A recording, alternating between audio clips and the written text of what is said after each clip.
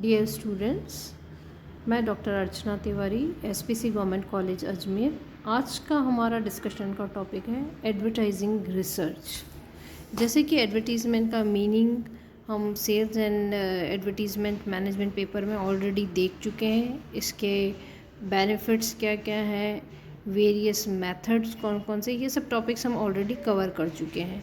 अब एडवर्टीज़मेंट की research methodology क्या होती है, इसके बारे में हम बात करने से पहले हम ये देखते हैं कि एडवर्टीज़मेंट रिसर्च है क्या। What is advertising research? Advertising research is a scientific technique of depth analysis of consumer behaviors.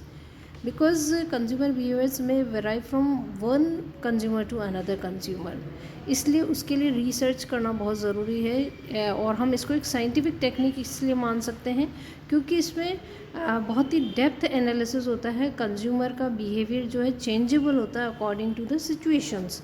That's why उसकी रिसर्च करना बहुत ज़रूरी है। कंज्यूमर वास्तव में चाहता क्या है, उसकी लाइकिंग क्या है, उसकी फैशन के अकॉर्डिंग चॉइस क्या है, उसकी डिमांड कितनी है।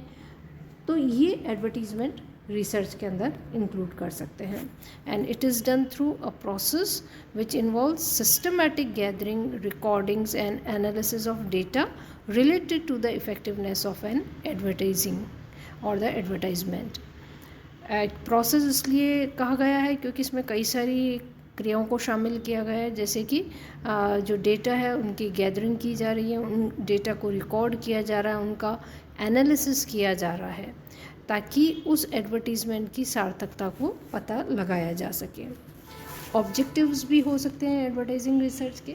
सबसे पहला ऑब्जेक्टिव इसमें आ सकता है to enhance awareness. Through research, it is easy to plan the marketing strategy of any product or service. Consumers को कई बार पता नहीं होता है कि प्रोडक्ट किस बारे में है, या प्रोडक्ट के डायमेंशंस क्या है, प्रोडक्ट का कलर क्या है। तो रिसर्च करके ये जाना जा सकता है कि मार्केटिंग स्ट्रेटेजी किस तरह की बनाई जाए प्रोडक्ट के लिए ताकि कि कंज्यूमर को ईजी रहे। सेकंड इसका ऑब्जेक्टिव हो सकता है एडवर्टीजमेंट रिसर्च का कि to know attitudinal pattern. Research predicts the people's attitude. It analyzes the changing attitudinal pattern of a geographical area. Knowing the consumer's attitude is very important before launching a new product and its advertisement.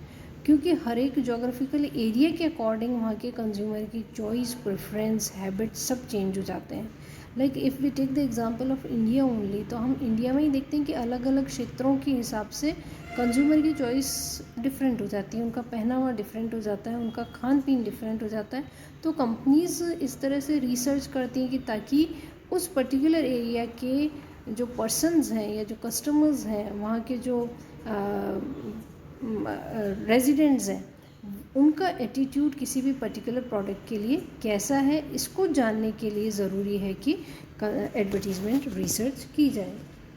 Next आता है to know people's action और the reaction. Research also records and analyses people's action और reaction regarding a particular product और service.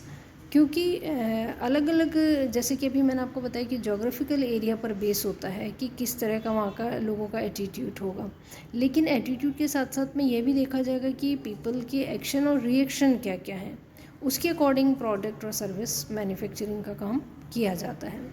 उसके बाद में इसका main objective है एनालिसिस करना। Based on deep research and analysis it is simple to design and develop a creative advertisement effective enough to influence consumers. यानी कि डीप रिसर्च जब कर ली जाती है, उसका एनालिसिस किया जाता है कि क्या वास्तव में जो एडवर्टीजमेंट बनाया जाएगा कंज्यूमर के लिए बेनिफिशियल होगा या नहीं होगा।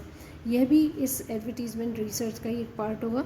यदि एडवर्टीजमेंट सिंपल है और अच्छे डिज़ाइन है, क्रिएटिविटी उसमें है, तो डेफिनेटली कंज्यूमर को अट्रैक्ट करने में सक्षम होगा। अगर एडवर्टीजमेंट अच्छा बना हुआ है तो कई बार प्रोडक्ट की क्वालिटी भले ही थोड़ी इन्फीरियर हो, सुपीरियर ना होकर इन्फीरियर है, तो भी वो प्रोडक्ट सेल आउट हो जाएगा because of the popularity of the advertisement. तो एनालिसिस भी इसका करना बहुत ज़्यादा ज़रूरी है। नेक्स्ट हेडिंग हम देखते हैं essentials of advertising research.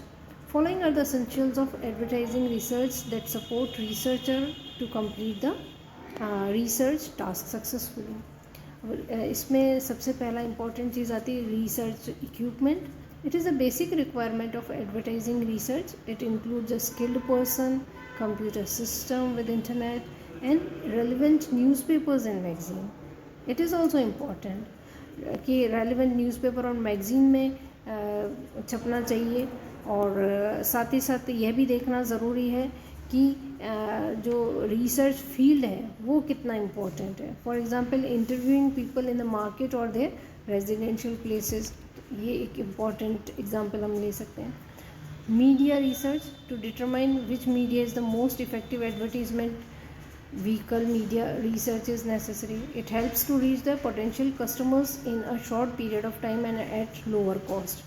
Marketing trends भी इसमें इम्पॉर्टेंट इसका फीचर हो सकता है कि knowledge of marketing trends help advertisers to know what products people are buying and what are the specific features of the products which compels people to buy.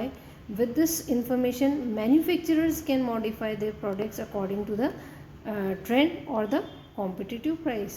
और last इसका feature हम लेते हैं टारगेट ऑडियंस, कि किसी भी advertising research के लिए यह भी देखना ज़रूरी है कि टारगेट ऑडियंस क्या है। It is very important to identify target audience and geographical location, क्योंकि उसी के अकॉर्डिंग एडवर्टीजमेंट रिसर्च किया जाएगा कि जो जनरल पब्लिक है वो किस एरिया को बिलोंग करती है, जोग्राफिकल लोकेशन कैसे है। Like for example if you take the example of Rajasthan, तो यहाँ का जो जोग्राफिकल एनवायरनमेंट है उसके अकॉर्डिंग लोगों की जो प्रोडक्ट और सर्विसेज की प्रेफरेंस रहती है।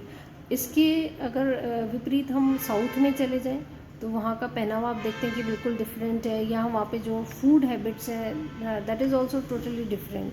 तो टारगेट ऑडियंस भी इसमें देखना अत्यंत महत्वपूर्ण है। तो ये भी इसका एक इम्पॉर्टेंट फीचर हो सकता है।